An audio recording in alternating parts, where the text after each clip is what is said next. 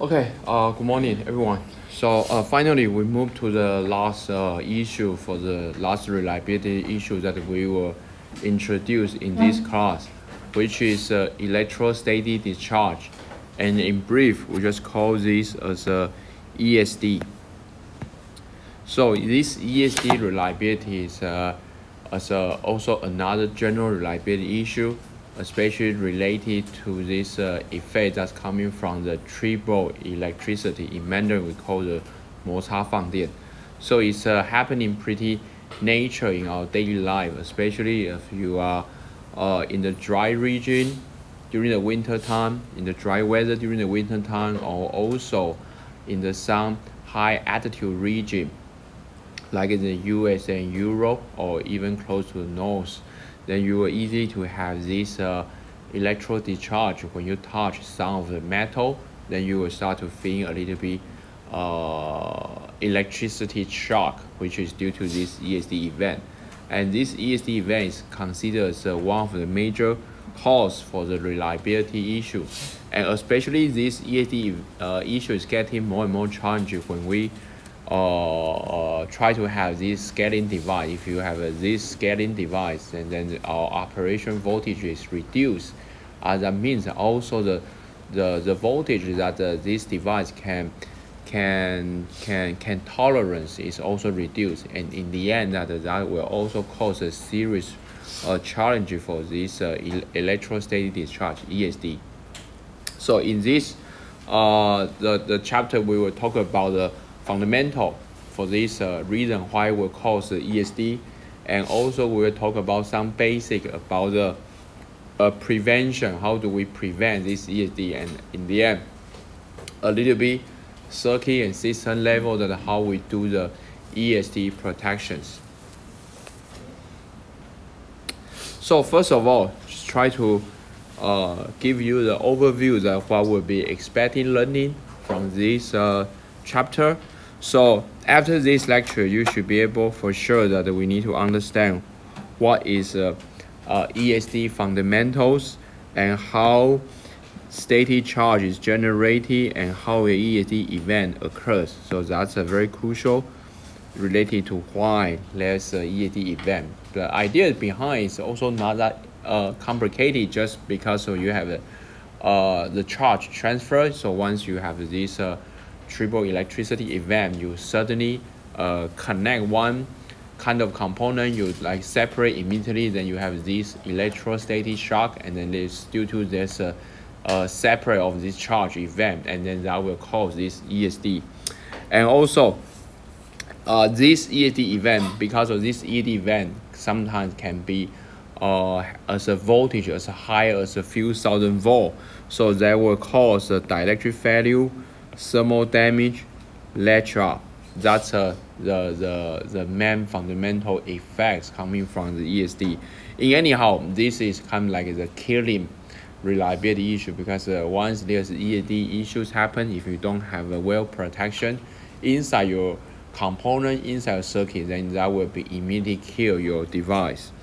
And also to qualify the component which can sustain for the certain ESD level, and that's requirement for the most of a company. They will ask you to make sure that your fabricate product can pass for several ESD levels. So we need to have the standard ESD testing models. There's several ESD model, for example, the human body model, machine model, or charge CDM model. So that's a different test model, and the different test model has a different waveform and also the classification level. So you need to pass a certain level, and then you can claim that you reach to a certain the quality of your ESD.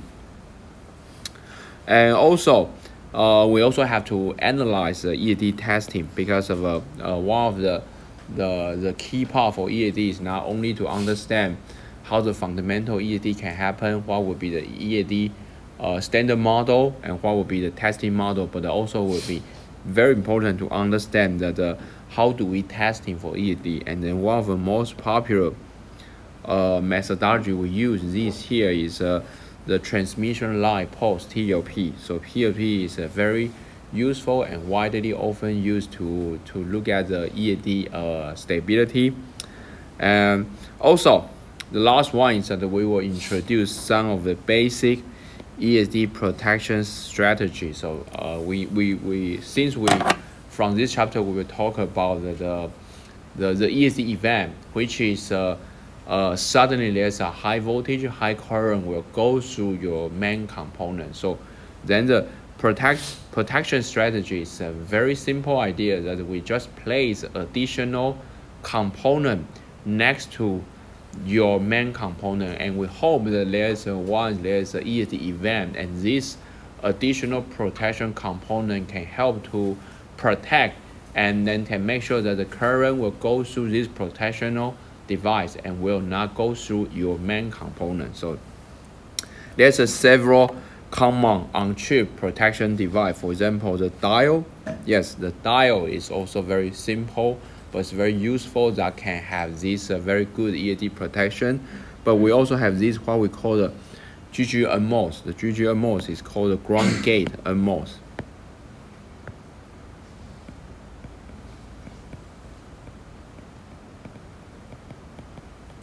So we just try to fabricate the NMOS, but we have the grounded gate. So in the end, it will also work as like the dial. And also we have this SCR that we call the silicon control rectifier. We will talk about this later. And also there's a certain in the system level how we actually can protect in your ESD. So we will have the basic clamping and trigger mechanism and design principle for the robust ESD protection. And also you have to recognize that by the end of this chapter, you will realize that once we move in from the scaling transistor, then we will actually face also the additional getting more and more complicated for the ESD reliability. That's because of our operation bias is smaller, our breakdown voltage is smaller. Then once we have this ESD event, the ESD voltage won't decrease because that's happen by nature due to this triple electrical event. But however, our device that can sustain for this ESD is getting weak and weak in the case with the scaling. So that will pose additional challenge for the new transistor when face the ESD issues. So here is the outline for today. For sure, the first one we will talk about what is the basic ESD, which is the full name is electrostatic discharge, and that's by nature just because you have a certain charge on your hand, your certain charge on your machine, and then once this machine or hands pick up your sample, you have additional charge in this your sample, and then once you immediately separate, then you have this triple electric event, and that will cause very high voltage. And then once we have a high voltage caused by the ESD, we will cause has a very professional electrical phenomenon that we call the latch-up. So this latch-up event is mainly due to the existence of these parasites, NPNP, inside our transistor, inside our CMOS. And then this NPNP is a combination of this NPN. We have a bipolar NPN. We also have another bipolar PNP. And because of this parasitic of the NPNP, that's a highly will lead to this latch-up event. So we can look at what would be the latch-up characteristic. So the characteristic for latch-up is not that difficult. It's just a very straightforward phenomenon that can be observed from the IDVD. So once there's a certain high voltage due to the ESD, then we will start to see there's a high voltage due to the ESD, and for sure that because of high voltage, so we cannot avoid to have the certain current. So here is a certain leakage current here. But the problem is that once reached to the certain high enough voltage, at this point, we will start to trigger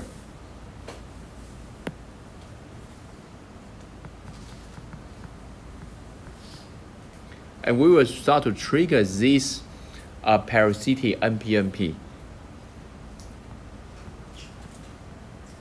to turn on this NPNP, or sometimes we call this, it depends on the application.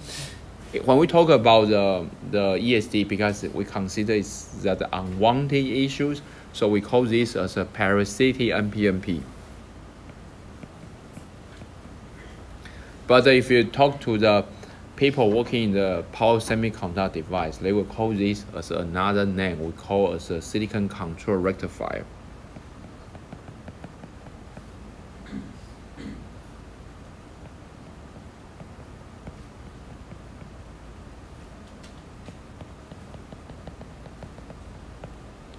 This is sometimes will also give us a very specific name that we call SCR. SCR is another professional name to call when there is a structure that combines the NPNP.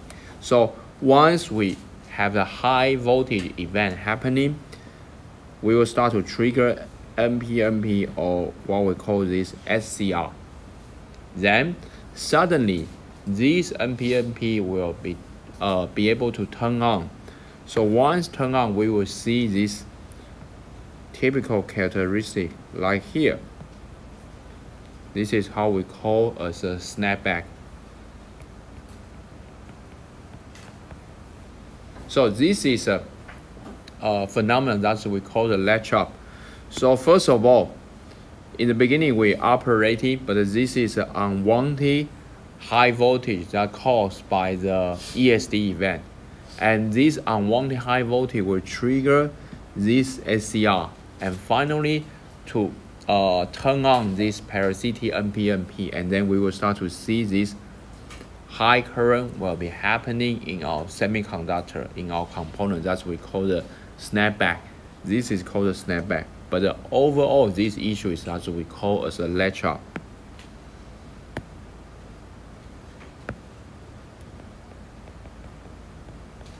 And for sure, later we will talk more about what is the reason that can have this latch up, why this SCR can be triggered under the high voltage here. And after we are understanding the latch up event, then we will start to talk about the several basic models that try to qualify our component that can sustain for the several ESD robot needs. So we'll also explain the ESD models and the ESD standards. That's very important. If you are in the semiconductor field, you will never be able to avoid this ESD model and ESD standards. And also we will start to talk about the ESD test method, especially we will focus on the transmission line posing TLP. And also in this chapter we will talk about ESD protection strategy, and also we will talk about the certain of the future challenges of ESD. So that's also will be including. So the reliability issues that we have been all discussed in this class, that has been already, this is not any of the reliability issue we talked in this class, is a new issue.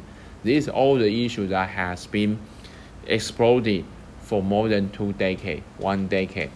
But the things is getting more and more challenging because we have a very new semiconductor technology. We do the scaling, we do the high power, we do the high current, we do the high switching. So our operation condition is getting more and more critical, and that actually will accelerate all of the reliability issues. So like the case of ESD is the same, because of our operation bias is small, and therefore once we do the scaling, actually our breakdown voltage for our components also will be scaled, because we try to reduce a certain dimensional size. That will also cause a very serious issue for this ESD. But the EAD is a topic that happens in all of the semiconductor. Whatever the semiconductor you are working on, in the end, you always have the issue that them have this ESD. But in this class, because we only have one lectures here, so we cannot condense everything in the ESD. So in this class, we will only focus on the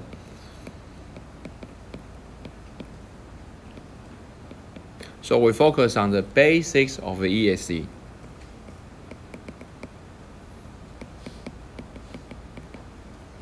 Also, the origin of the ESD.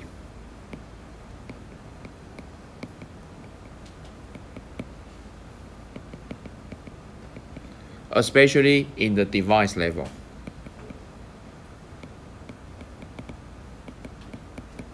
So that's very important. In here, we only focus on the device level. There's several ESD, also only focus on the silicon case. We won't focus on, there's also the ESD in the 3-5 compound, in memory, whatever.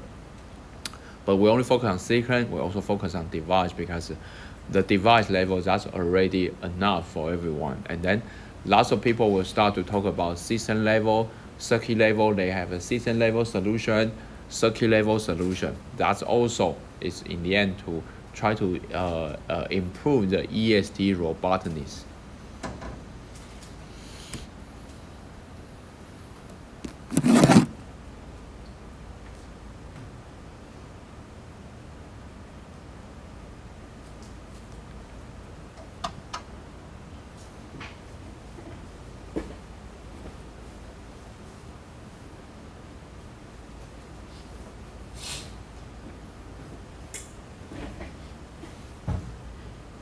Okay, so let's first to talk about some basics.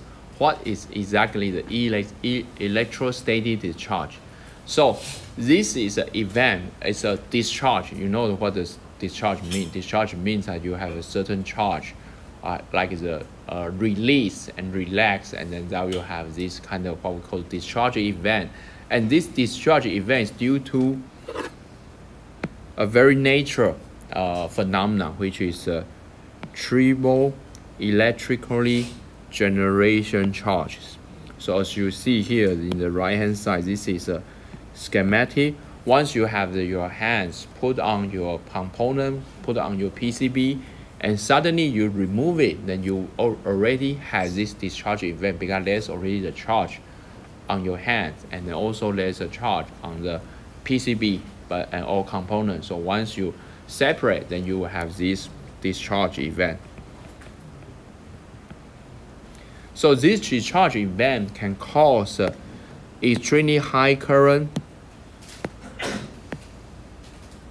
and also happening in the very short durations, which can be happen very fast in the order of 100 nanosecond. And also, the voltage can be as higher as up to the few thousand volt. So that's the typical the stress that can induce by this ESD. It's a very high current, and it's happened very fast, and also the voltage is extremely high, can be up to few thousand volt. So this has been already identified as a major reliability threat for the IC, and because of due to this over voltage and also the overcurrent in the IC, that will cause a severe damage, and that's also become as a reliability, but sometimes also become the yield problem because of this will create a certain damage. And probably in the beginning you won't see, but after certain operation you start to see that they also will become as unstable with respect to time. Also the yield that during these productions.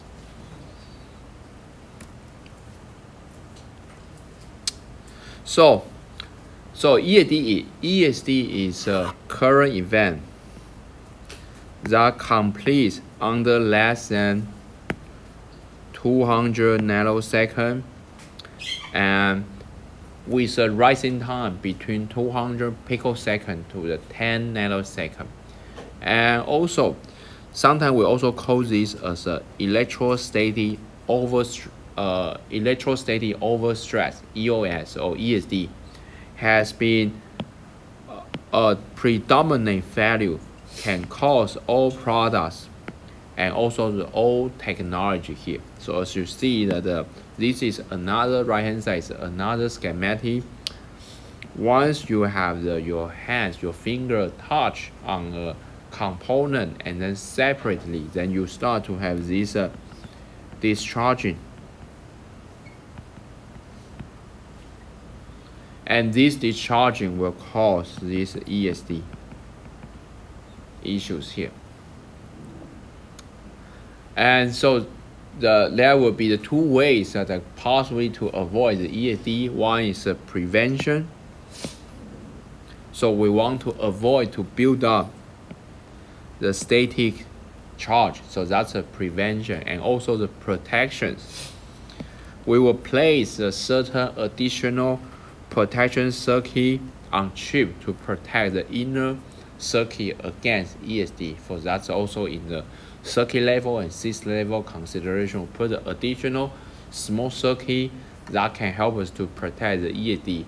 And for sure that there's not always 100% good, because of once we put the additional circuits that will waste of we need to have a chip area. So that's a waste of a chip area that will increase the cost. So the evolution of a new technology also makes the design of a proper protection very challenging. So that's also the issue coming, like due to the advanced technology also will cause getting more and more challenging for these ESD protections. So here is a typical ESD covers a large IV range. So in our CMOS, our typical operating voltage is below 1 volt, 1.5 volt, even below 0.5 volt, and our current is 0.1 amp. But for the ESD event, that can cause few thousand volts for this ESD, and also induce few hundred amp that can already happen in our ESD on our semiconductor component. So that will cause a huge damage in our IC. So that's why this ESD is another serious issues.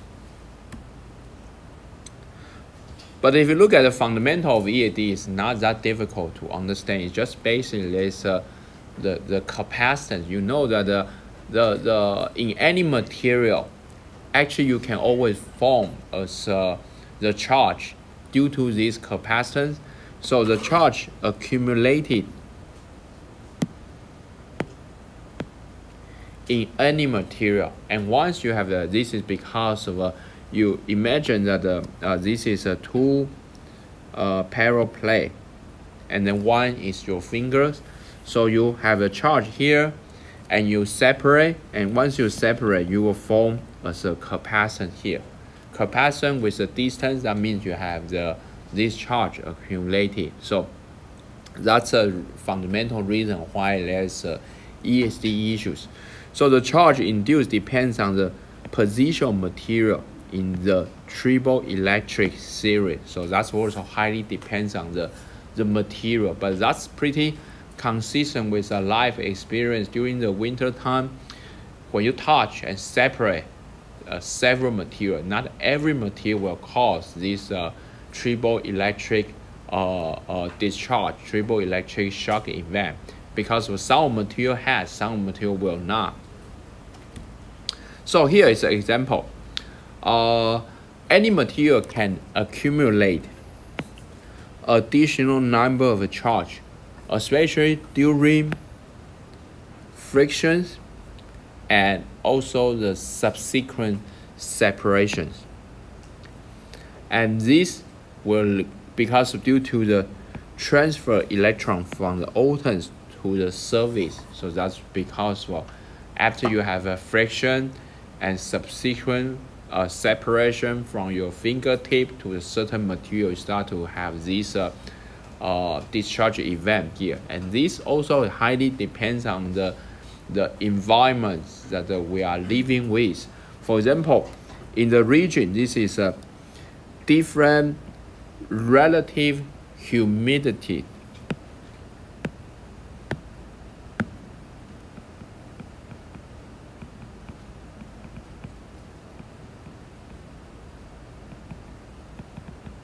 I think that's very consistent with our life experience that in Taiwan, it's a generally very high relative humidity country. So normally we have the high humidity more than 65%. So they will less and less often experience. But during the winter time, we got to get more dry. Then we will have this electrostatic shock that the event. But in the south of the country, especially the country with a high altitude, they have a very low humidity, and then you will see that this electrostatic voltage can be very high, and then the human can be sensed. For example, this is some of the comparison. This is a person walking across the carpet and compare with the high humidity region. But anyhow, you will see that this ESD event, when we fabricate this semiconductor, we have to take into account all of the environment, all of the living environment condition. You will not only sell your component to the country like in Taiwan, but you will also sell the component to the place in the region that has a very low humidity, and that will also accelerate this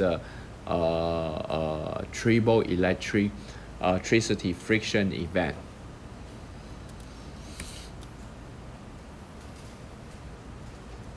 So the amount of charge generated through any typical process involving frictions and separation. So that strongly depends on materials involved and also the relative humidity. That's also related to the texture of the material surface, and also that's related to the speed separations and also the area contact. So in anyhow, there are so many considerations that can lead to this triple electricity. Of course, for selling the product to fabricate the semiconductor component, we need to take all these considerations because of your user, your buyers can actually accidentally to generate this ESD in his living environment, in his personal considerations. So the ESD event of amplitude below 300 volt. In general, if we have an ESD event below 300 volt, we won't detect by the human being. But if above 300 volt, we will start to have this feeling of this electrical shock. And in a 3000 volt ESD pulse, the current is roughly about 2 amp or more. Static electricity as such is harmless, since it's likely to remain at the state until acted upon by external field or force.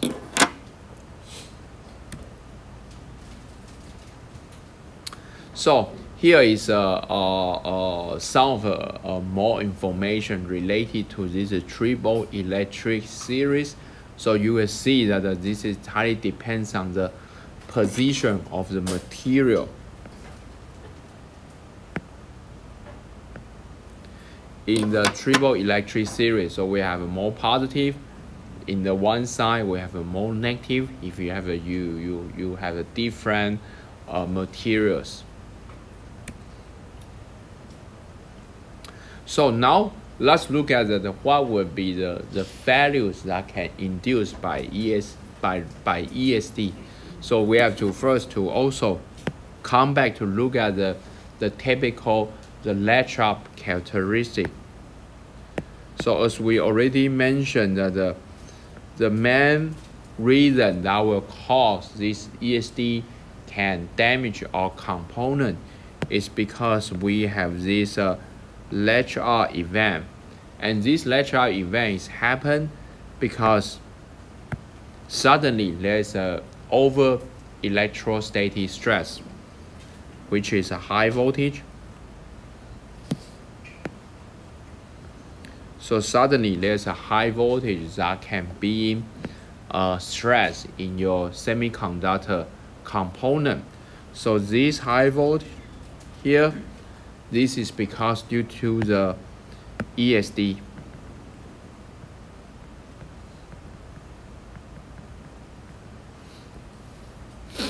And once we have this ESD and then the high voltage here, so we will start to trigger this ESD will start to trigger the ACR.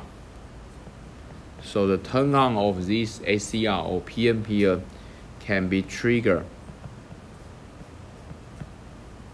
and that's we call as a latch up.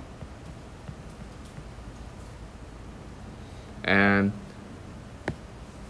this will have this high current start to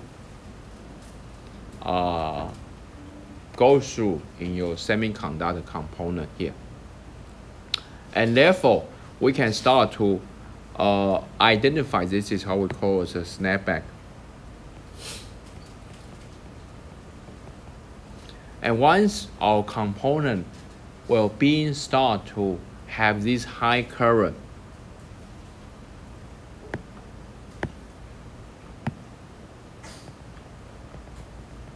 also this is happen in the region with a high voltage.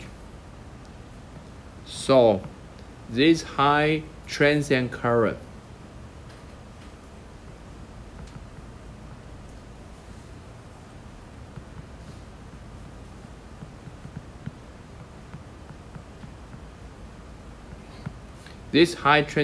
will cause the thermal damage.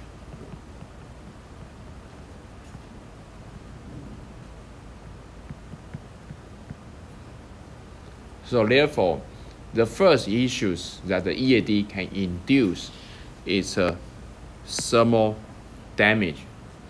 This is due to the very high transient current generated by ESD pulses. And therefore, you will see that very often to see the ESD induced values is related to like this one, the thermal melting. So this is a drain side. This is a drain pad, source pad here. Then you will see this as a melting.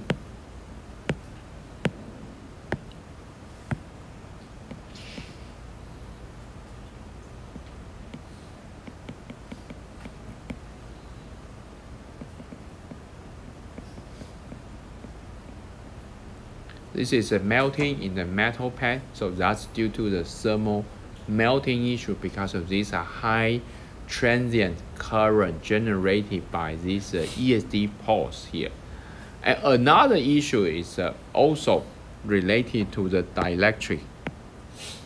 This is because with such voltage here, it's very often to see the dielectric values.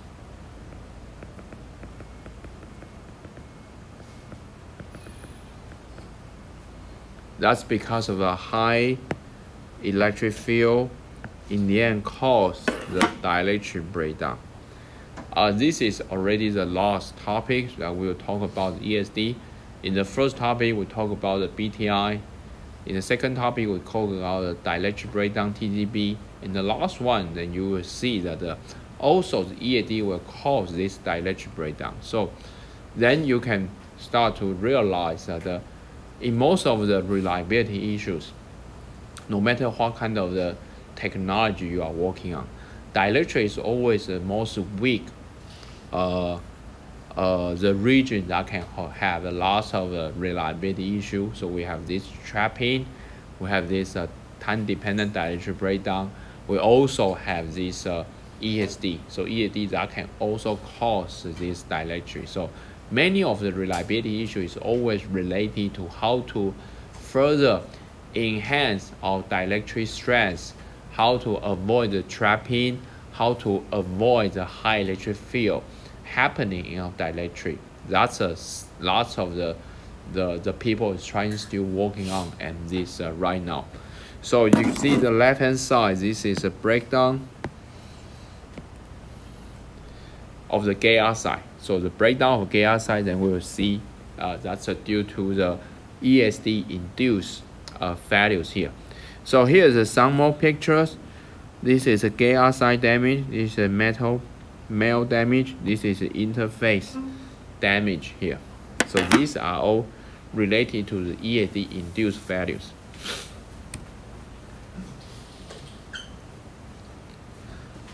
And another one that now we will have start to go to a little more to understand that what does mean the latch up, why this will be happen. So the latch up in the CMOS basically is due to the unwanted SCR.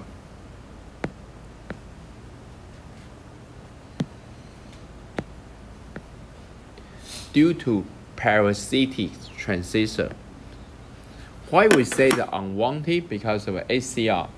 Like I say in the beginning, we have this parasitic NPNP. Sometimes we will intentionally to fabricate this NPNP. That's for what we call as SCR. Because for the power device domain, for power electronics, we need to have this NPNP for the AC to AC rectify. So that's why we also sometimes want to have this SCR. But in this ESD, then we don't want this SCR because there's a parasitic NPNP.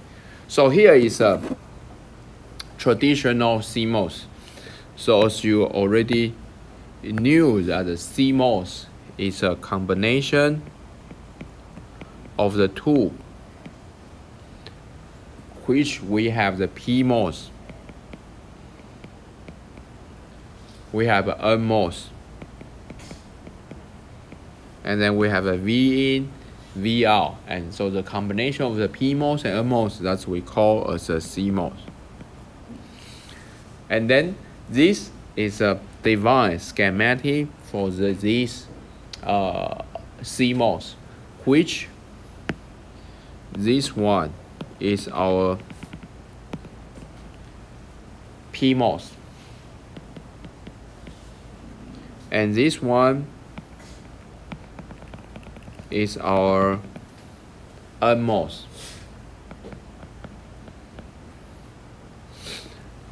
In most of the semiconductor textbook, we only just teach until here that we have this PMOS and NMOS. We combine together, we can make us a CMOS, a very important block for this digital circuit for the signal inverting. But if you try to look at the detail of this CMOS, actually the component inside is not only the PMOS and NMOS, that has a lot of parasitics. For example, if you try to look at this one, we have the N here, and this is a P substrate, and then also this one has an N. So therefore, we can identify there is this one is a 1 NPN, which is a bipolar transistor. So we will see there is a 1 parasitic NPN BJT here. That's something that we don't want, but because in the silicon-based technology, we have too many PN junctions. So as long as we have a PN junction, we always have the chance to have this parasitic NPN. On the other hand, in here we have the P, we have the N, this is N well, and also we have another P connected to this P substrate. So therefore, we also have another one, parasitic PNP BJT as well. So this parasitic cross-couple BJT, which is here and here, that will unintentionally form a silicon control rectifier, which has structure as a NP here, and this is something that we don't want it.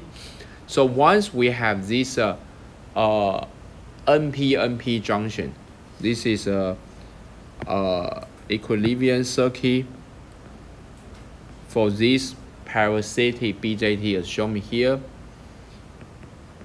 So we have the two BJT here, one PNP, one NPN here, and therefore if once there's a high current,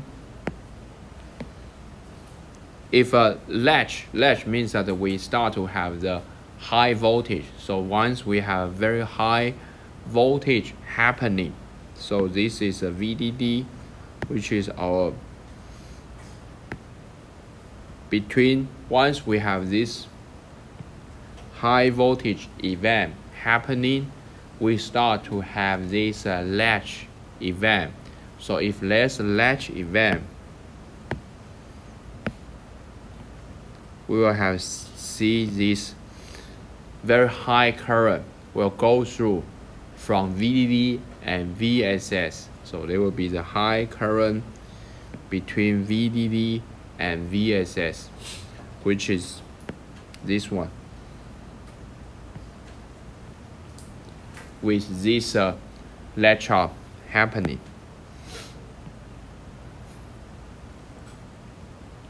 So then we will start to have this low impedance path between the power supply. This is a supply voltage to the ground. So we will see the very high current will happening in this path here. So that's we call as a latch up.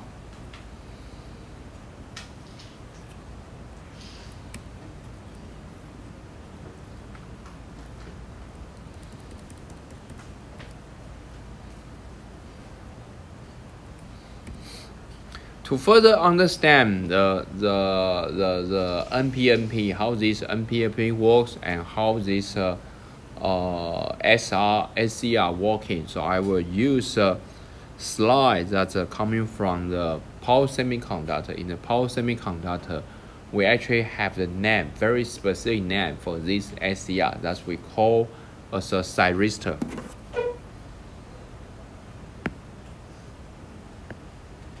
So thyristor is a semiconductor structure, but we very often use in the power electronics domain. And the purpose for this power device application, this SCR provide both forward and reverse voltage blocking capability. That's very suitable for this AC power application. That's why in the power semiconductor we actually intentionally to have this NPNP structure, and with this NPNP structure we will have this forward blocking and also the reverse blocking. And the structure for this thyristor or SCR is exactly the same, like we already say, is NPNP. And here we have a two terminal. One we call the cathode, one we call the anode region. And also, by consider this structure, we can simplify as a equilibrium schematic like here, because we have the two BJT coupled with each other. So this is one PNP and one NPN. And also we can make it as an equilibrium circuit like here, and we will use this equilibrium circuit to explain why once this structure is triggered, why there's a high current will go through inside this structure. So the working principle is that the current flow through the SCR can be induced the first quadrant operation by using the gate current to trigger the device into its on state. So this is the typical operation if you want to turn on this thyristor, turn on this SCR. So the first step is that we will have this trigger current here. We give a small, as long as there's a trigger, because this is BJT, then you need to have a trigger current to turn on the transistor.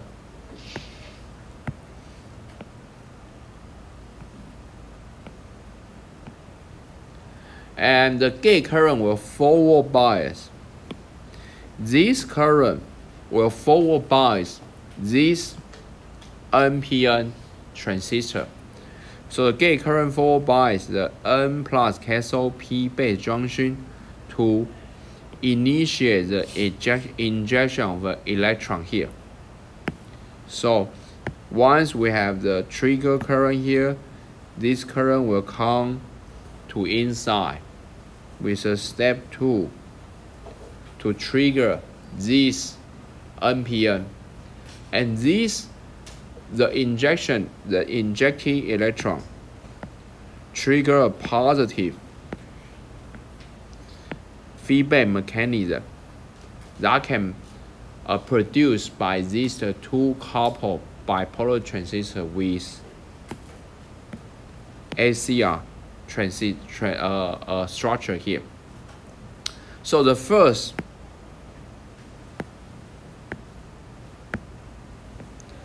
bipolar transistor,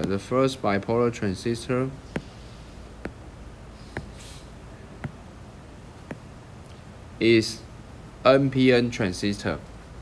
That will be formed between this one and the second is a PNP transistor. That will form due to this structure. And now we have the trigger gate current here being injected here. And first one, we will see this NPN transistor will be turned on because there's a trigger current inside this region. And this one will be started to turn on. So once we turn on, we'll have the current.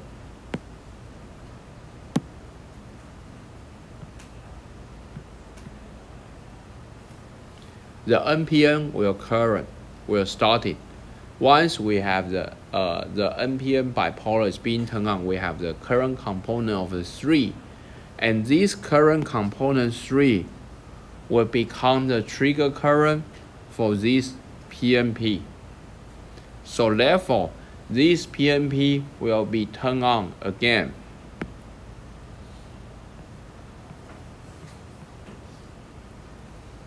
Then this PNP turn on again. This current will become the current again to turn on to this NPN. So now you see this is a self-feeding loop. Once it turn on, this transistor open, we have a current, we'll open this one. And once it has this here, this will open. So this will become as a self-generated loop. These actions we call as a regenerative actions.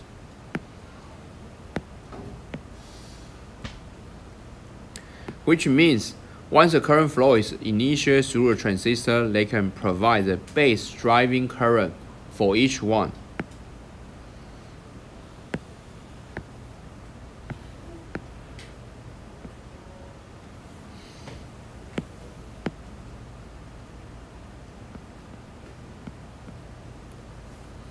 So we have the base driving current for each one, which is 2 and 3. That's a self-generated by this NPN and PNP. And therefore, if you come back to look again for this IDVD curve,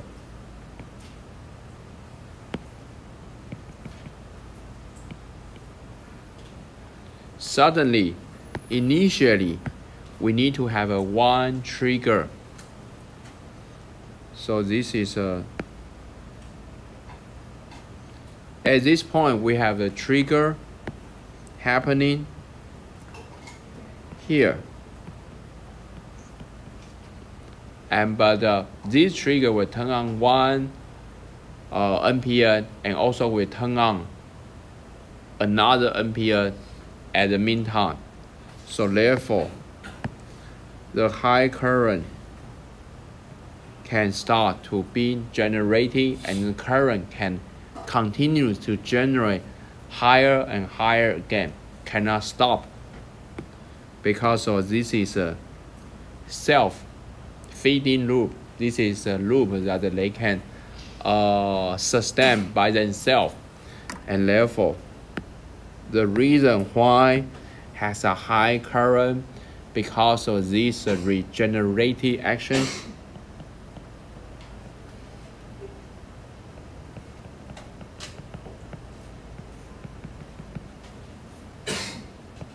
And then this regenerative action will cause this latch-up event. So this regenerative action allows stable operational device in on state without any external gate driver current. So that means once the NPN turn on, will cause another PNP turn on, and this PNP turn on will also cause continue to supply the current here, and this will become a self-generating loop, which is called the regenerative actions. Therefore, the current will continue to go very, very high until our device fails, until the thermal happening, until the thermal melting. That's a fundamental reason why this parasitic NPN is something that we don't want it, and something that will cause these EAD failures. So try to think about this. Of course, you guys will be the first time to hear about this. You need to take some time to little digest, but if you try to think about once, you find out it's not that difficult to understand. Okay, so here is a wrap up for the latch-up in the CMOS IC. So as we say, the main issue is coming from, we have a parasitic, this one and this one, which is equal to the equilibrium circuit as shown me here. So once the PNP device trigger, the latch-up event will start. And how to trigger this SCR is because of the ESD, electrostatic discharge event, might trigger the latch-up because we have additional bias, additional current here. And one of the issues that why this regenerative action will keep happening is because when we design the bipolar transistor, you look at for this parasitic BJT, we will find out that in the general understanding of BJT, we have very important key figure merit that we call the beta. And then if the beta is always larger than 1, that means the beta 1 times beta 2 is larger than 1. Therefore, the gain of this NPNP will continue to increase, and then we will start to see the current is getting higher and higher again.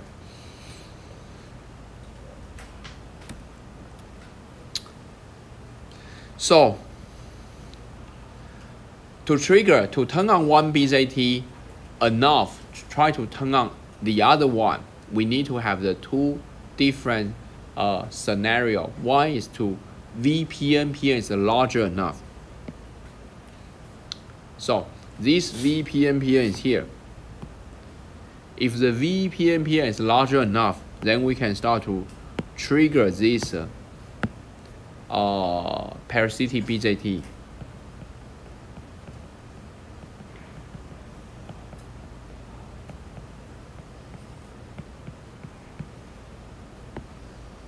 So if we have an EAD event, for sure the EAD voltage is very high, therefore it's high enough to trigger this BJT, or any additional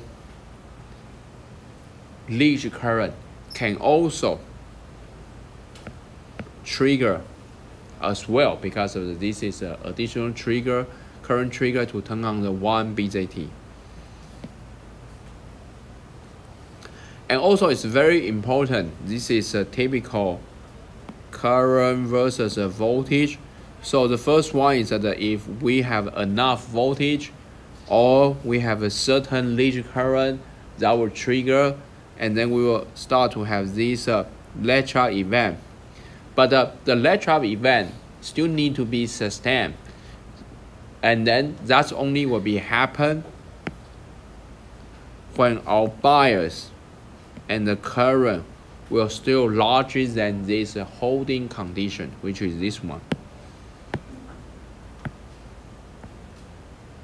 So once the EAD event is happening, then we will start to have this lead trap event, and then we will start to see the high current. But as long as our supply voltage, our current is larger than this holding voltage and holding current, and the lead trap event will continue happening.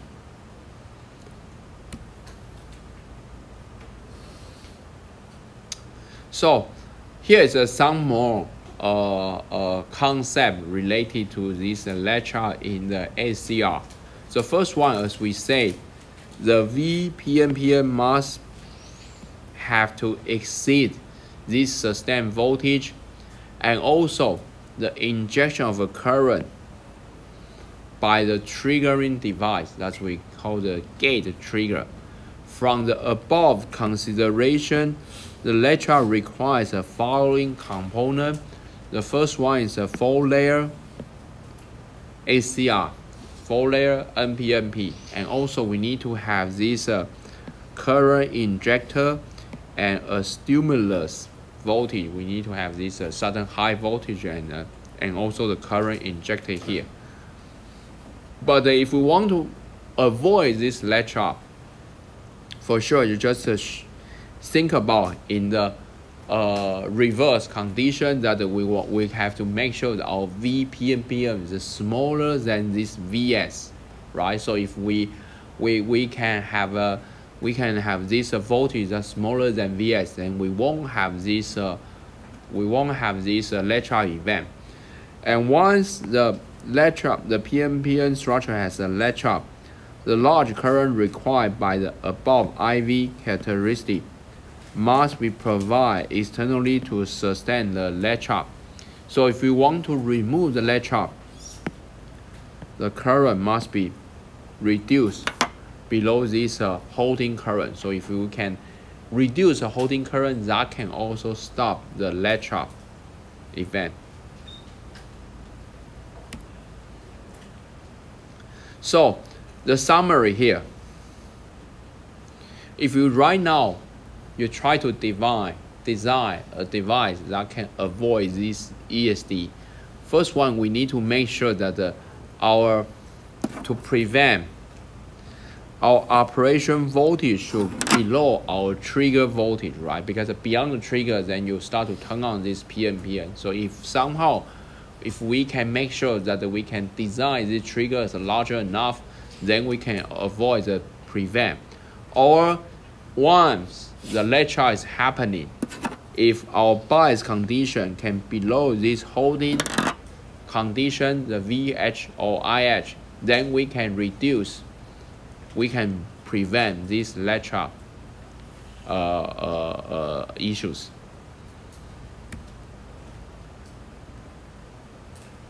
So here is an example that how to avoid.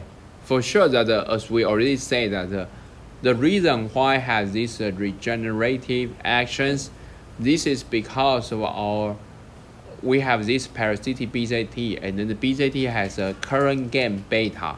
And as long as the beta 1 times the beta 2 is larger than 1, then we always have this latch up event, as shown me here. So then, the way to avoid latch up is also very simple. If we can make this as a smaller, then we won't have this latch current. So reduce the gain product of a B1 times B2. So if we make our BZT has a smaller current gain, then we can avoid this latch up. Or increase the substrate resistance by decreasing the doping.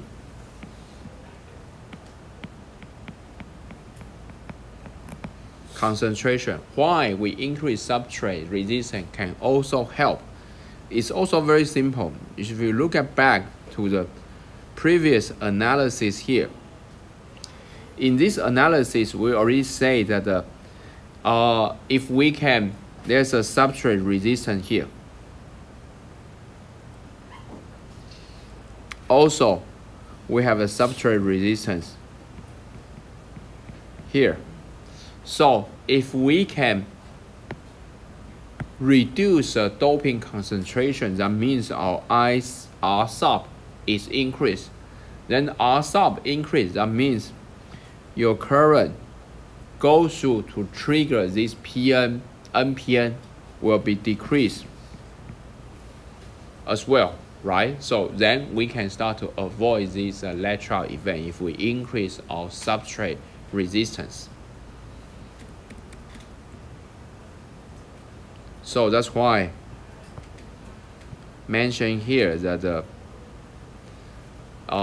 increase R sub. That's a purpose to also try to decrease the current, and then we can avoid have the current trigger. And also sometimes we have this what we call the guard ring structure, and also the separate the PN structure by two sets of the implant, and also the deep trench and silicon insulator technology. But anyhow, these all the force, the purpose here is try to separate the PN structure.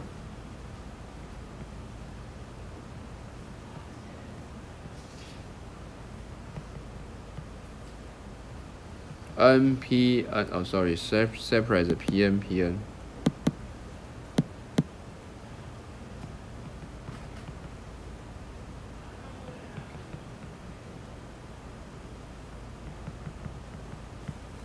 And then therefore we can disconnect it.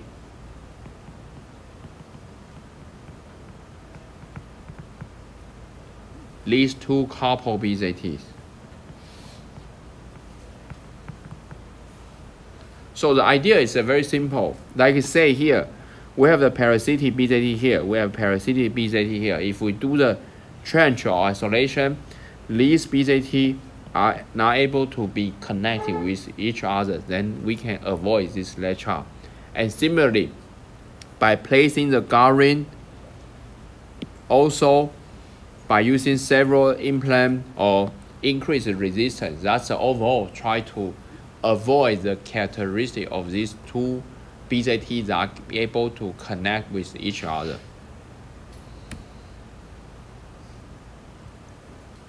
Okay, so we will take a short break here, and then please also hand over your homework, and then we have a TA in the back side. I think last week we have some student didn't get the grading homework, so then you can take back your grading homework. So you can put your homework here, and then we have some student, if you want to take back the grading homework, then you can contact our TA.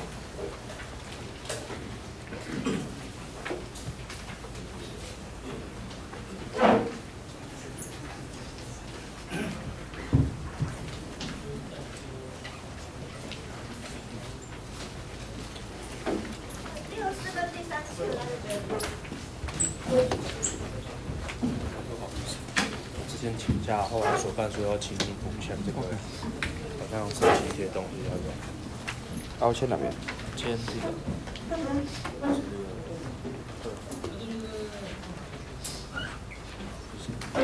OK。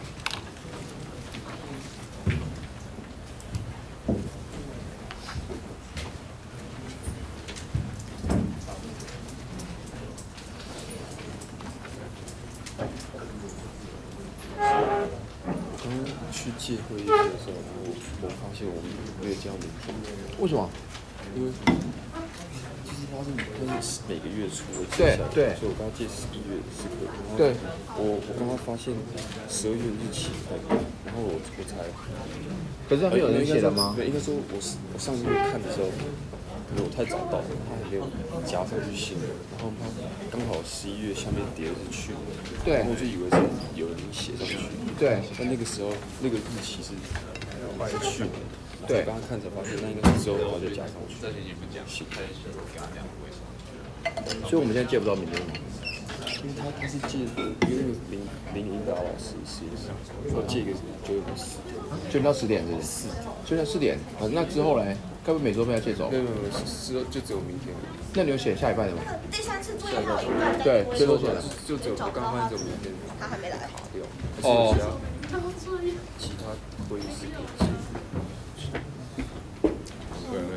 问一下这个作业。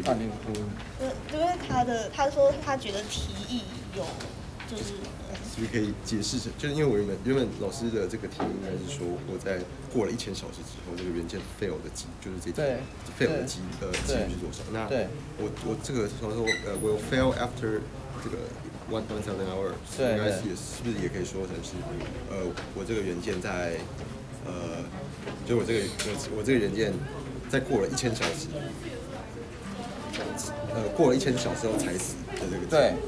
然后嘞，对嘞，就是因为他写反，就是他问的是 fail 的几率，然后他写的是 survive 的几率，所以我改过。哦 ，OK， 好吧，那不然你就给他一半，可以吧？一半可以吗？对，这已经是一半，但是他的意思是说，他觉得就是这个是不是这个意思是不是也是可以？他是 fail 对吧？他这两个题目提议是说fail 的几率啊。对 ，fail after。就是他这个 fail 的行为是发生在1000小时之后，所以我原本理解提议的意思是说，这个 fail 是 after 1000小时，所以我是算他 survive 的几率。哦 ，OK， 好吧，那如果作业是没关系啊，但是下次可能还是要清楚点，因为他就是讲就是 fail， 就是1000小时有多少会 fail。如果他是 survive， 还会问你就 survive after 1000小时。对，好吧，那没事，把他带回去。好，那我再问一下，我再看看你们评价给明天的会议室。可是其他的应该没有被借走。其他老师说是礼拜2吗？对，不是，我是说你们应该，因为我已经借那个会议室已经借了。这个通常是6、7年，正常来说那个时段应该是不会被人家抢走。所以你说是根本不会有人借，但是我今天刚好看到是刚好有人借走，然后就如果不是明天的话，3、4早上都可以有，只是明天的话，我觉得他有留电话，但是我都打不太通。我看一下，那你要打一下吧，刚刚看701这个有，但是我刚刚打没有打，而且我是想说，看9点到10点，这个是我写，对，如果我想说他们如果先借，感觉不太可能可以瞧这个事情，还是那其他的嘞，其他的以后之后嘞，我们接下来1月的，我们现在12月是要借1月的吧？之后都没问题。对，12月的1月 ，OK， 好吧，我再想想看，明天要借哪个会议室？那我需要帮忙吗？因为这是我自己那个介绍。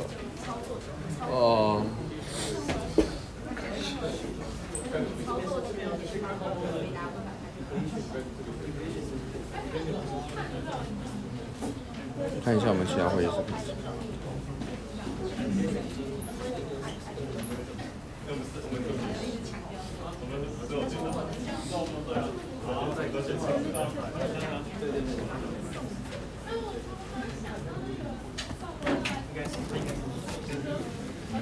不然就要借工程师管。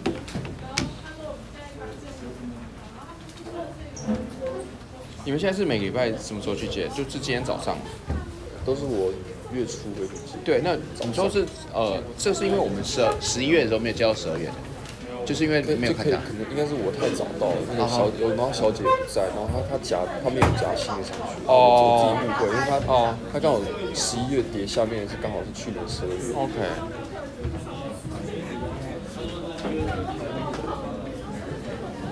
好了，没关系，反正你等一下就先联络看看，不然你打时间是分机，你就先帮我就是问问看好了。如果他说不能改，就是说可不可以借早上，然后不能改的话，我会先想一下备案，因为剩下备案的我都要去跟所办小姐讲。对，不好意思。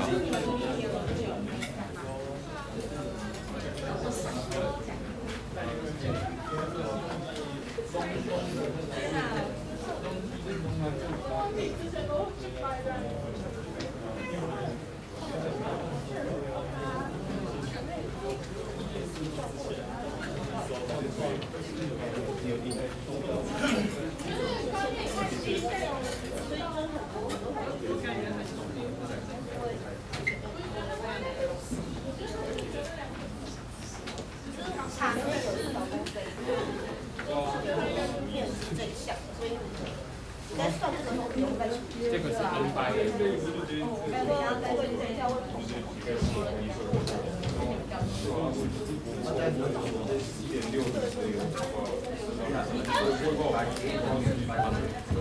这样画应该为什么？因为它是安排。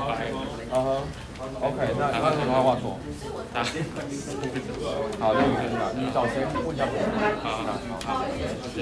机台上面，所以你要标出来说，我要答案是今天，然后每个话题连接到，我不知道你的答案是哪一个，就是你虽然东西是对，就是它的距离就是在这个地方最大的这个地方，那你要把它标出来，这一个。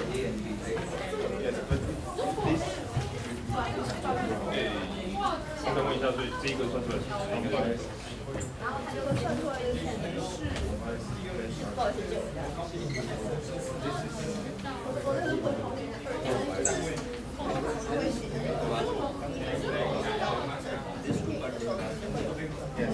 所以，反正我们对啊，他是问你，他不是问昂。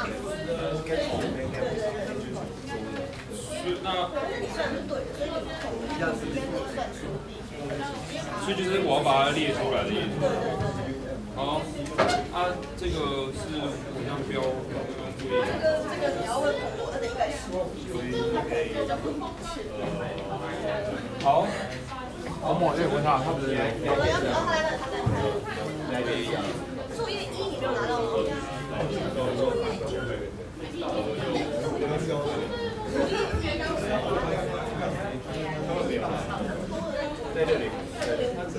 请他们你讲时间如果没有拿到的话，叫我们讲2个可以时间哦。这个我直接跟大家讲。不然你先拿一个放在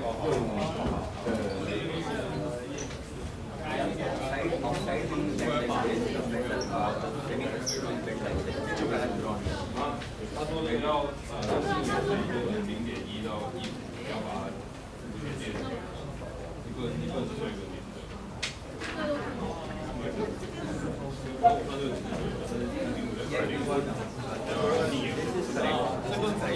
对，你要这个相后。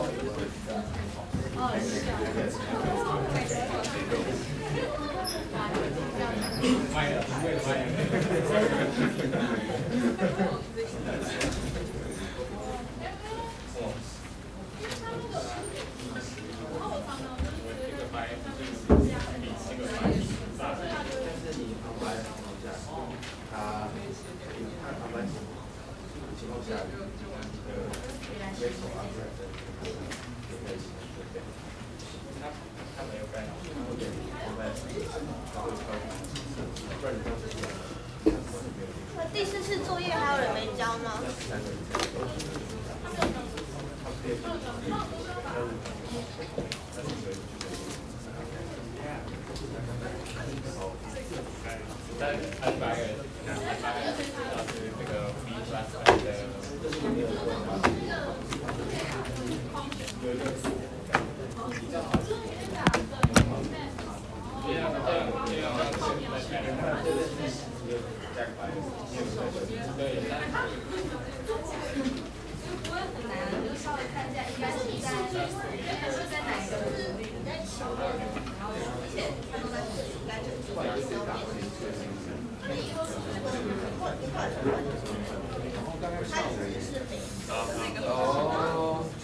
如果我要跟其他所换，还有就是那个我不想学的，我现在做都要好像自己是做那个大学，就有音乐。因为现在很大，所以上面的这换就是我记得还是作业2个小时，对，他说这样很方便。简单说，他们会用这个，我觉得有点太多了。如果他是不行的话，没关系。对，正面后。好，反正你看，就先大概下午最晚的。对啊，一个不能我跟你说，就要一点多，有人跟我讲，但是我不知道你是不是台北省来的？这就算这个，我不知道，如果你妈说的话，但是在这个里面，现在很重要的是要不要写上他的那个？其实是我们最后没有他答案给，他说 mark out 就是压力，他 mark 应该不用。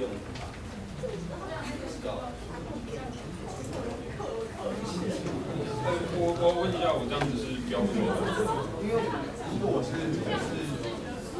没有，不知道中间我不知道你中间没看，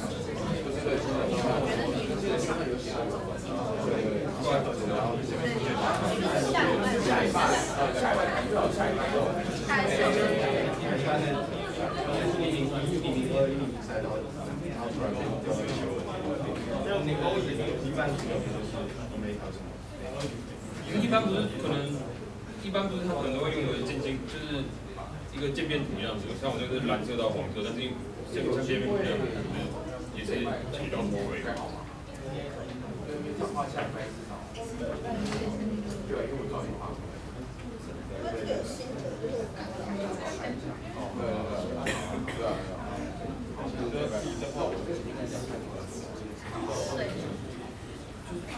一般就是有些就是可以把它当那个用那个画图就用渐变，就是颜色渐变，像我们要在蓝色到黄色，然后一样标头尾。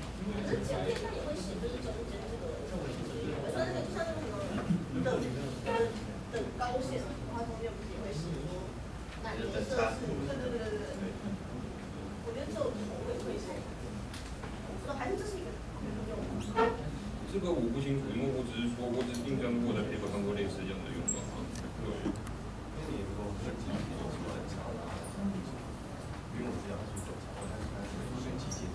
第4次作业还有人没交吗？好。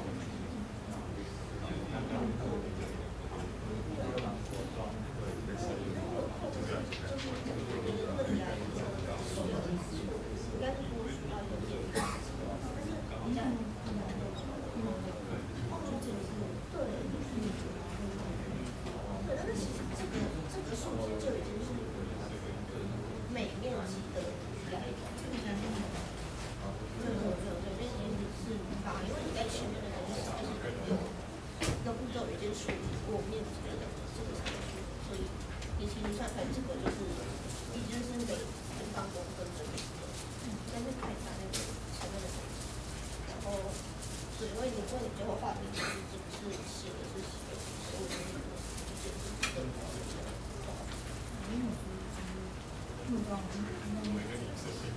对，你这个不知道怎么做，所以你的数值是对，只是你的数量比错，因为你都是这是你最后表达的是这个，而且你也误会了，这个是你误会了这个是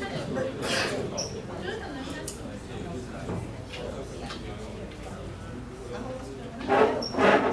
因为他要是原种画笔，就是一条线，就上可以画3条线往旁边，就是这样子的。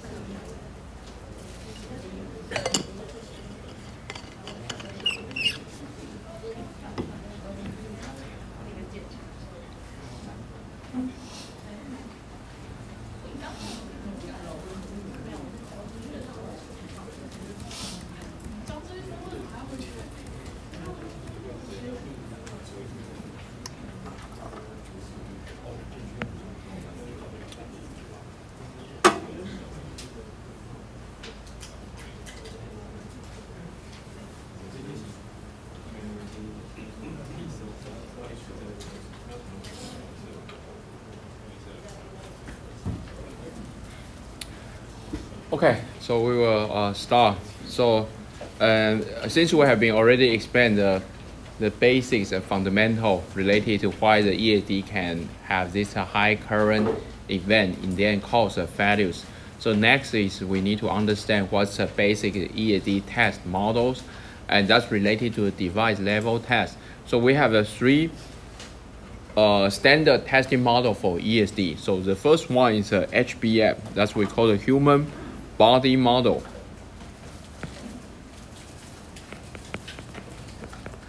So this is a model try to describe the ESD between human and IC. So we often to pick up the IC by our human fingers here. So we also have to take this into account that this can cause ESD issues.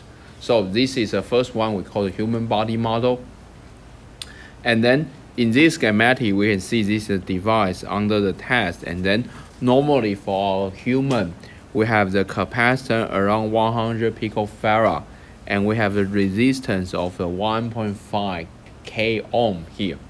And another one is a very often consideration is what we call the machine model.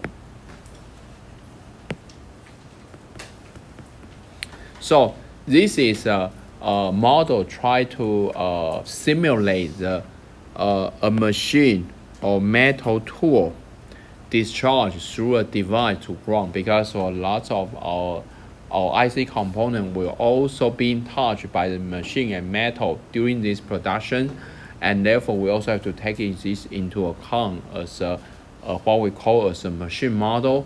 And then the last one is a charge device model, which we call as a CDM.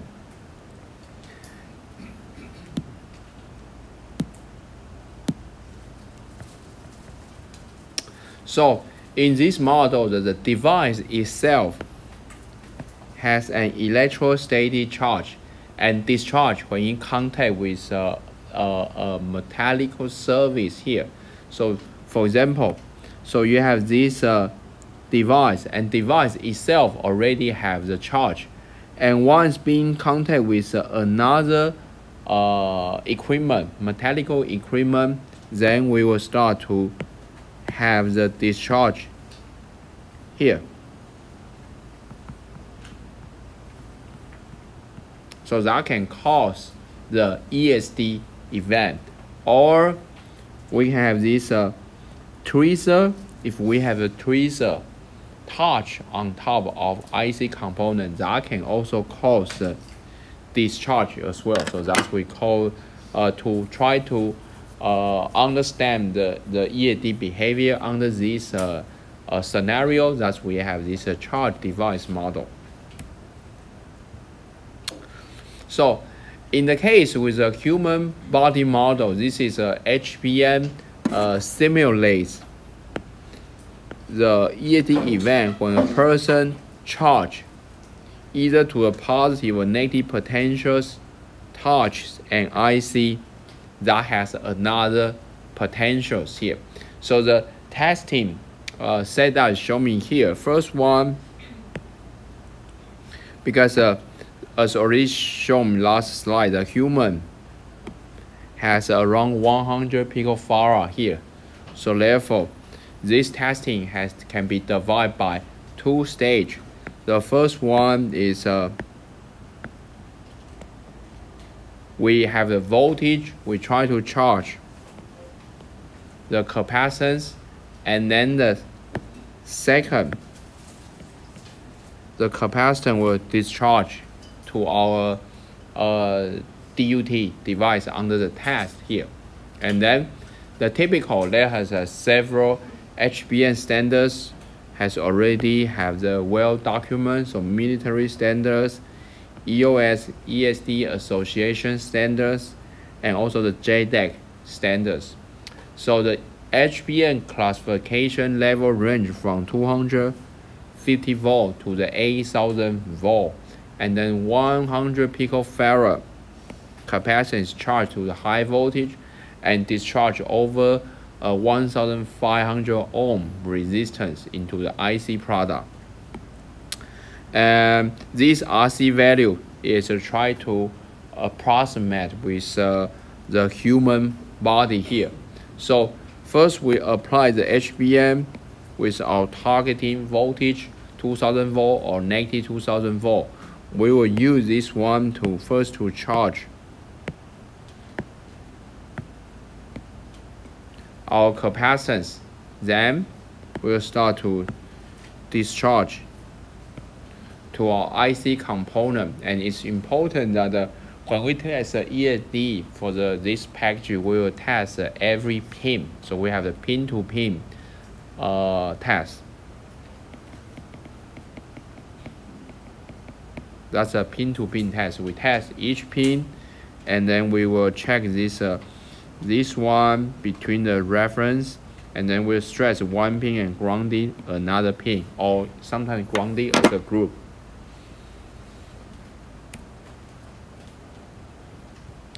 And for the machine model, this is the machine model simulates the ESD event that the machine discharges through a device to ground during the semiconductor manufacturing process. The failure modes in the NAND testing are similar to those in the HBM testing. the MN classification level range from 50 to 400 volt, and then this is a typical MN standard. So these standards that's already documented. So it's very important that if you want to verify that your machine model's classification, you need to read out these standards. So here's some more of information that the MN uses the same basic tester. So the basic test circuit as the HBM. Also similar, we will first one to charge our capacitance. Then the next one is to use this capacitance to discharge through our IC component, and the general approximation between the voltage rating in the MN and then the HBM is shown here. 200 volt, the capability of the IC can sustain 200 volt NN is roughly equal to the 2000 volt under the HBM considerations. And then one more thing is the machine model test is less commonly used than the HBM test.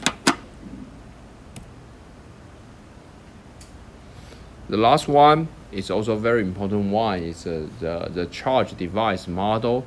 So the CDN stimulates the ESD event when a device charged to a certain potential and then gets into the contact with a conductive surface at a different potential here.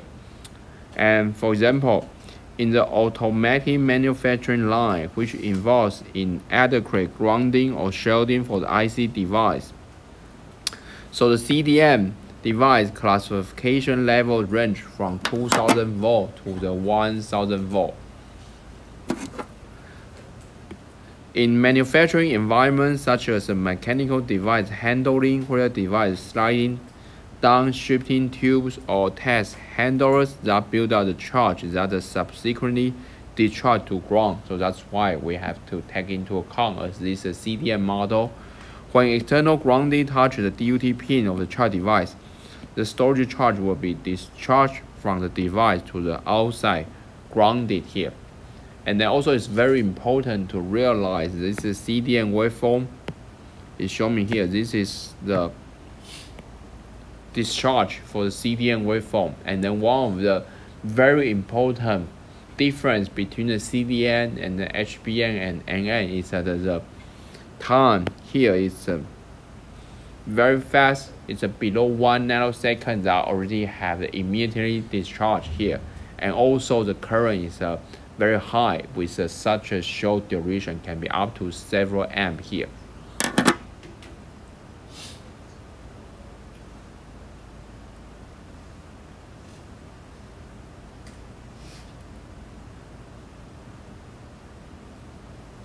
So if you try to look at the time for each model, so you will realize, for example, a human body model, the time is around 150 nanoseconds. So around here. And then the machine model, as shown here, is 40 nanoseconds. It's here. But one of the difference for the CDN is that the time is very fast here. It's less than 1 nanosecond. So therefore, we can expect that the CDN, the value due to this CDN testing might have the difference value more compared to the human mod HBN and also the NN because of the time. It's a difference that can cause a complete different values mechanism. So here is a summary that usually, of course, we don't have to remember this number, but just want to let you know that to have this ESD sensitivity classification, we had to make a different class for the under the consideration for HBM, CDM, the MM, and then that's a very good reference to tell your customer that what is the class for your product. For example, for 2000 volt, if you pass the 2000 volt, your product pass 2000 volt of the HBM, that means you are in the range of a class 2, and for high voltage you have a class 3A, 3B. So that's a very important information for the customer. They can realize that your ESD immunities. So this is a comparison of the different ESD models here. So similar rising time and total duration for the HBM and NM. So you can see the HBM is here and NM is here. So the rising time and also the total duration are similar, and that will cause a comparable Joule heating that result in a similar mechanism. The value signature and the discharge process of NM test are generally the same as that of HBM test. So normally, the HBM test can guarantee the MM ESD robustness. So that means that if you test the HBM, that already can guarantee for the NM ESD robustness. And usually the stress level for NM ESD is approximately 10 times lower than that HBM ESD. That's just this is empirical, coming from the empirical experience. And the protections voltage for the HBM is typically around 2000 volt.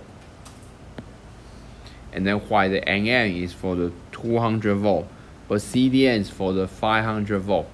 And then one of the difference between the CM with the other two is that the CDM has a completely different from HBM and NM, so there's no correlation between them. But from this waveform, we can see that the CDM has a higher peak current. This is CDM waveform, has a higher peak current, and also the dynamic CDM is much faster. Because of this all happening with several nanoseconds here. The CDM waveform corresponding to shortest ESD event and has a rising time of 400 picoseconds with a total duration of 2 nanoseconds. So by comparing with a different waveform, we can expect that the CDM will show the very unique value mechanism compared to the NM and HBM. And because of the NM and HBM has a similar rising time, similar duration, so normally the HBM already can guarantee the NM ESD robustness.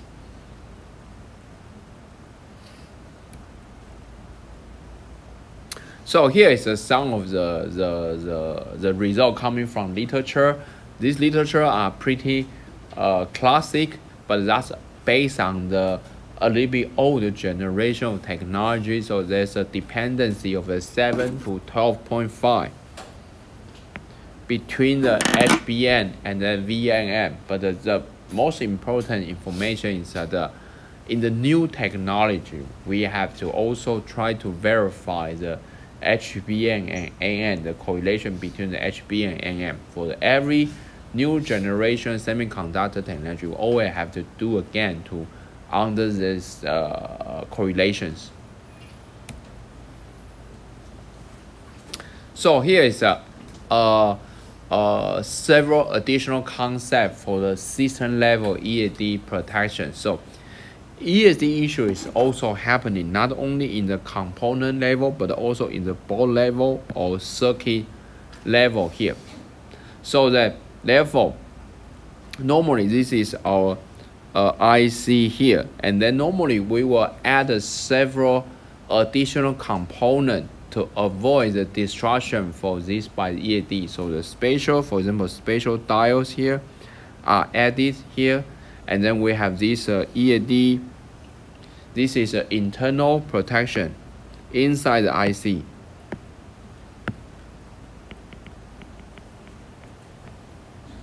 And also we will try to enhance the EAD capability. We will also have this external protection. So therefore, that's why we need to have this ESD clamping. And the purpose is that once you have this EAD event, you have large current will start to happen here. And then if we have this first level of EAD clamping outside of your IC chip, then you can already have the discharge.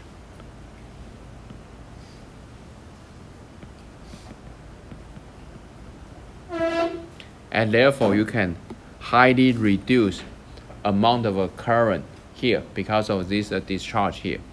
And then therefore you need to have another level of the EAD inside internal, then you won't have any problem because this also will be protected by the internal EAD protection here.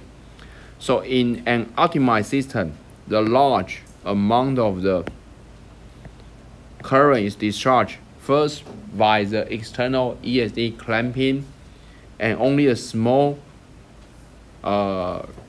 current will be reached to the IC side, and that can be protected by the internal EAD protection. So this is a general concept for the system level in EAD protection. We need to have not only the component level but also the system level. We will place additional EAD protections. And here is some very useful information about the transmission line posting the TOP. TOP is a very useful way to understand the ESD capability here. So the TOP is generated by transmission line, and then we can use the transmission line to generate as the pulse like here, or the pulse like here. So which is a stable and also consistent pulse for very high current and a short duration. So anyhow, if we see our HBM, already realize our HBM has a waveform here with a long duration, but we expect the most damaged part should be this region with a higher current peak. Therefore, we generate TOP as this waveform that can have the same effect like an HBM. So that's how we do the ESD study here. And also with the CDM, we know the CDM is going to very fast and also has a high current peak. So we can also use the TOP to generate this pulse that can cover the waveform for the CDM. But since the CDM has a very fast, very short duration, very fast rising time, so normally we will use this what we call the VFTOP, which is the full name is the very fast TOP.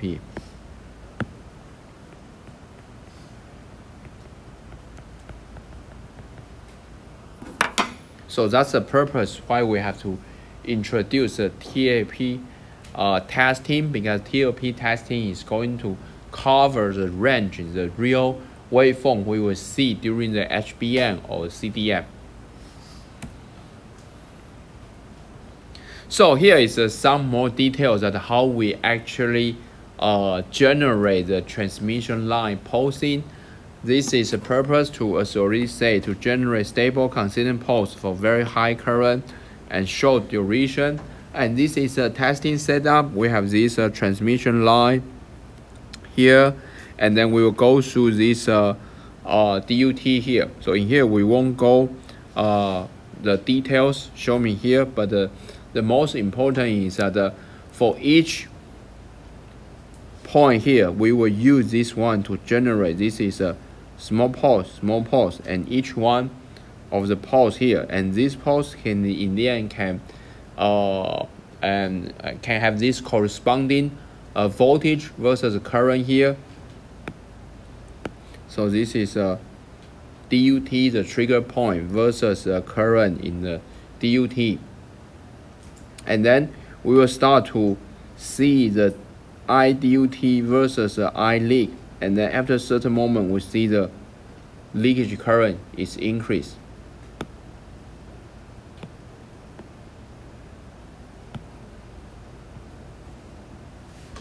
So that's our failure criteria.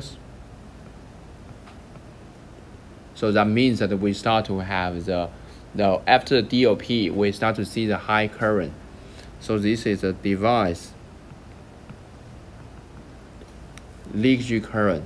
So this is a graph to represent the correlation between the TOP pulse and also the device leakage current. So that's the real TOP result that normally we see. Here is that we try to monitor the current versus the leakage current.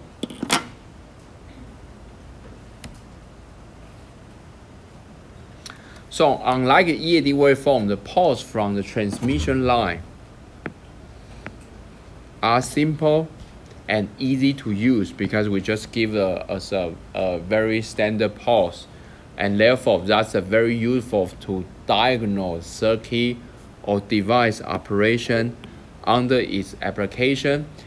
In practice, the transmission line charged to a high voltage and then discharge into the device being analysis, and simulated EAD events are produced by this discharge of the charging capacitance, which is result in the complex waveform. So as we see from previous, for the testing for the HBM, MM, and CDM, how do we do the tester is we have to charge to the capacitance and then use this capacitance discharge again to for the DUT testing.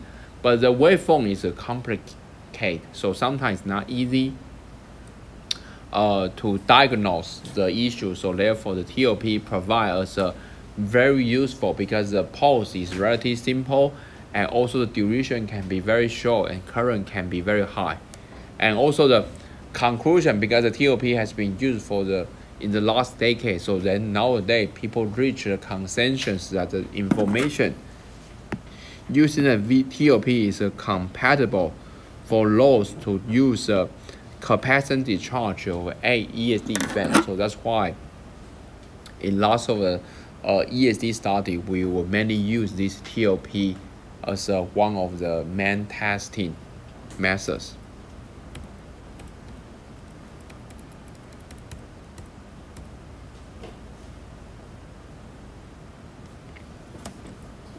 So today we will stop here, and then the next week we will continue to talk about the transmission line pulsing, and then finish the ESD.